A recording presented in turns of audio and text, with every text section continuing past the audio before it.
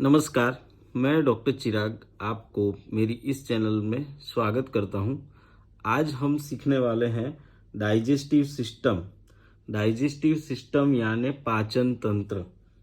पाचन तंत्र यानी हम लोग जो खाना खाते हैं वो खाना हमारे शरीर में जाके एब्जॉर्ब होके यानी कि पाचन होने के बाद उसके अंदर से हमको जो भी न्यूट्रिएंट चाहिए, प्रोटीन, विटामिन, एनर्जी, ये सब जो प्रोसेसिंग होता है, तो ये सारी चीज़ें हमारे डाइजेस्टिव सिस्टम यानी पाचन तंत्र के कारण होता है। इसका काम ही है कि आप जो पूरा जो खाना खाते हैं वो खाना यानी कि फूड उसका एब्सॉर्प्शन करें और फिर उसका यूटिलाइजेशन करें। ठीक है, तो फूड को हम जो खाते हैं उसको एनर्जी तक पहुंचाना और हर एक सिस्टम के रिलेटेड उसे चाहिए वो चीज़ पहुंचाना, यानी कि चाहिए प्रोटीन, कहीं चाहिए हमें न्यूट्रिएंट्स, है ना। डाइजेशन भी वैसे होता है, फैट का होता है, यानी कि ब्रेकडाउन प्रोसेस भी होता है पूरा। तो हम कुछ खाते हैं वो पूरा एंजाइम्स की मदद से, एंजाइम्स बोले यानी सिक्रीशन, हमारी बॉडी में एंजाइम्स होते हैं यानी स्त्राव, अंतस्त्राव। ये केमिकल रिएक्शन होता है जो बॉडी में से कहीं कहीं जगह से केमिकल निकलता है। वो जहाँ से निकलता है उसे ग्लैंड बोलते हैं। ग्लैंड यानी ग्रंथि, है ना। तो ग्रंथि में से स्त्राव होना यानी कि सिक्रीशन आना, वो सिक्रीशन यानी कि एंजाइम्स की मदद से हमारा जो पूरा फूड है वो डाइजेस्ट होता है, केमिकल रिएक्शन होता है और उसमें से ब्रेक थ्रू होके एंड में हमारी बॉडी को एनर्जी मिलती है। तो ये जो पूरा प्रोसेस है वो डाइजेस्टिव सिस्टम का है ना। ये स्टार्ट कहाँ से होता है? द प्रोसेस ऑफ डाइजेशन, यानी कि डाइजेशन का प्रोसेस कहाँ से स्टार्ट होता है? तो ओरल कैविटी से। हम जो फूड लेते हैं वो हम अपने दांतों से चबाते हैं और खाते हैं। तो सबसे पहले माउथ से, यहाँ है माउथ, ओरल कैविटी से खाना हम चबाते हैं और उसके अंदर एंजाइम्स, है ना, वो सारे जो स्त्राव होते हैं वो मिलते जाते हैं। उसके बाद वो पाइप से होके, एक पाइप है फूड पाइप जिसे हम लोग ईसोफेगस बोलते हैं, वहां से वो खाना नीचे जाता है स्टमक यानी हमारे पेट में। ठीक है, तो यहाँ से फूड गया इसोफेगस, फिर यहाँ से स्टमक है, ये आगे जो क्या है वो लीवर है, पर वो यहाँ इस फूड पाइप को कहीं कनेक्टेड नहीं है। यहाँ से इसोफेगस से लेके स्टमक कनेक्टेड है यानी पेट। ठीक है, अभी ये जो खाना है जाएगा, उसके बाद क्या होगा? तो ओरल कैविटी में पूरा एंजाइम्स होगा कलेक्टेड, फिर वहां से हमारे गैस्ट्रो इंटेस्टिनल ट्रैक, ये ट्रैक है उसके अंदर इसोफेगस है ना।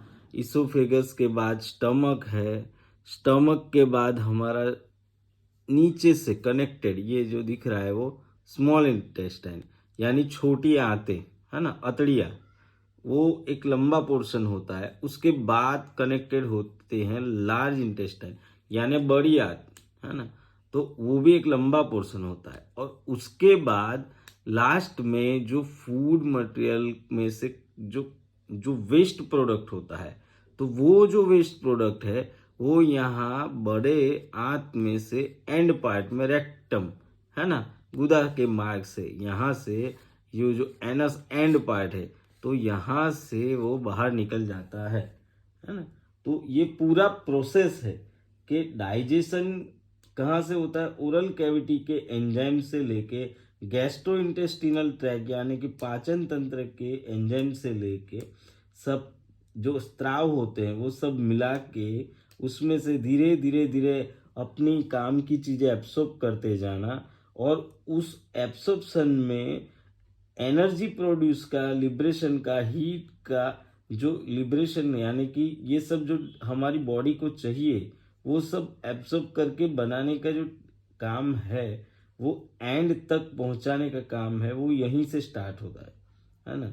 तो डाइजेशन में एब्सॉर्ब फॉर्म में जो सब मिलता है हमें, उसमें से ही बॉडी सब कुछ ग्रोथ और अपनी जो टिश्यूज है उसका रिपेयर वगैरह भी करती है ना।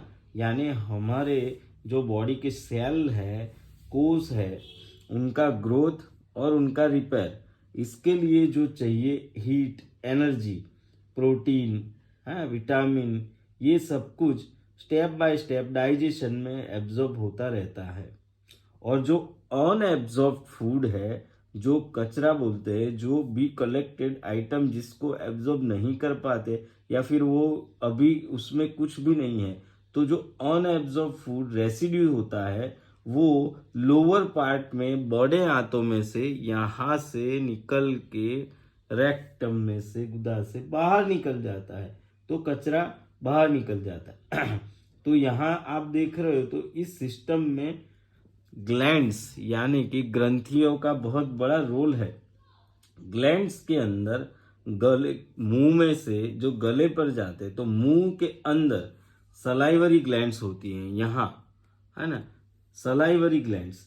और उसके बाद आपको जो मैंने पहले दिखाया यहाँ, ये लीवर है ना, फिर पित्ताशय, पैनक्रियाज, यहाँ ये पैनक्रियाज जिसे हम स्वादुपिंड बोलते हैं, और गोल ब्लेडर जिसे हम पित्ताशय बोलते हैं। तो लीवर, ये जो स्वादुपिंड यानी कि पैनक्रियाज, और गोल ब्लेडर यानी कि पित्ताशय, ये, और जो मैंने बताया कि मुंह के अंदर जो होती है वो सलाइवरी ग्लैंड्स, है ना। और बहुत सारी अंदर अतड़ियों के अंदर से भी तो सिक्रीशन होता है, पेट के, स्टमक के अंदर के पार्ट के जो आवरण होता है उसमें से बहुत सारा सिक्रीशन होता है, वो सारी ग्लैंड्स है। ग्लैंड्स यानी ये सारी ग्रंथियां हैं, और ये जो सिक्रीशन करती है, वही सिक्रीशन के बाद जो कलेक्टेड ग्लैंड्स के एंजाइम है उसी से डाइजेशन प्रोसेस होता है। तो सिक्रीशन और ग्लैंड्स जो भी ऊपर से नीचे तक यहाँ डेवलप होते हैं, जब डाइजेशन होता है तो इनका बहुत बड़ा रोल है डाइजेशन में।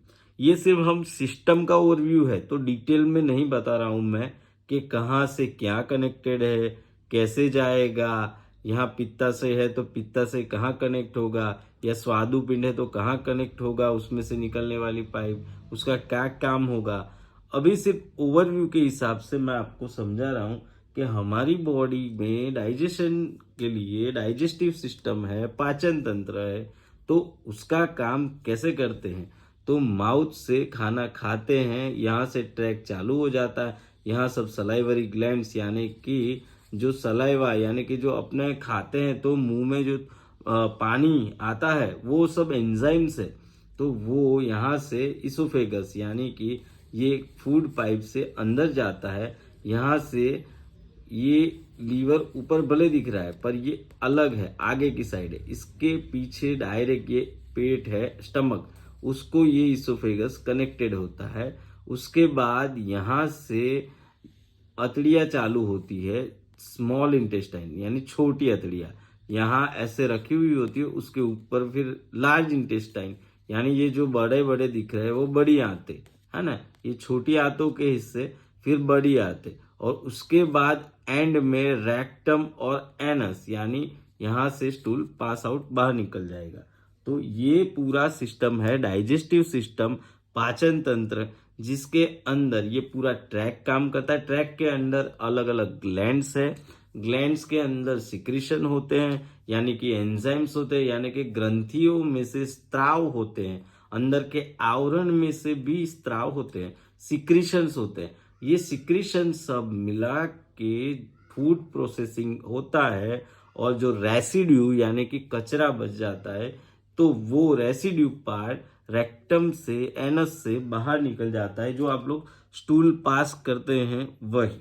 तो पाचन तंत्र यानी डाइजेस्टिव सिस्टम का ये पूरा प्रोसेस है। अभी इसके साथ मेटाबॉलिज्म भी है। अभी ये मेटाबॉलिज्म क्या चीज है वो हम नेक्स्ट वीडियो में देखेंगे।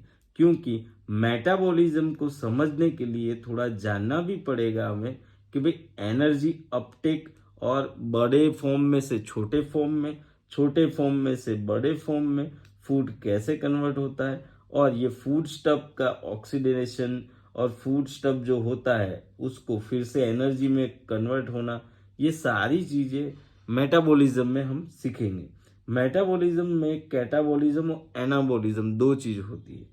ये डाइजेस्टिव सिस्टम का वीडियो है तो हम इससे आगे बात करेंगे नेक्स्ट वीडियो में। अगर आपको ये वीडियो पसंद आया है तो आप इसे लाइक कीजिए, शेयर कीजिए और सब्सक्राइब कीजिए। अगले वीडियो के लिए बने रहिए। जय हिंद, जय भारत।